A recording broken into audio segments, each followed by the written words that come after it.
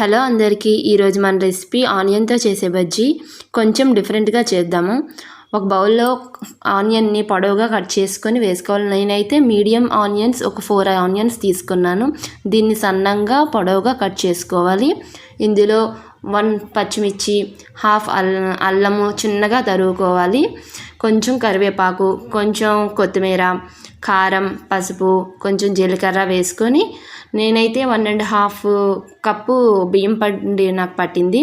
ఇంకా కొంచెం cornflour, oil వేసి ముందు వాటర్ ఏం వేయకుండాను ఉల్లిపాయలో ఉన్న వాటర్తోనే పిండినంతా కలుపుకోవాలి. దాని తర్వాత ఒక చిన్న హాఫ్ గ్లాస్ వాటర్ వరకు పడుతుంది. గట్టి పిండిలాగా కలుపుకొని ఇలా చక్రాల్లా చేసుకోవాలి. బాండీలో ఆయిల్ హీట్ అయిన తర్వాత ముందుగా ప్రిపేర్ చేసుకున్న పిండిని చక్రాల్లా చేసుకుని వేసుకోవాలి. డీప్ ఫ్రై చేసుకోవాలి. ఒక సైడ్ ఫ్రై అయిన తర్వాత రెండో వైపు రిటర్న్ చేసుకొని బాగా ఫ్రై చేసుకోవాలి. గోల్డెన్ ఎల్లో వరకు వచ్చేసరికి ఫ్రై చేసుకుంటే సరిపోతుంది.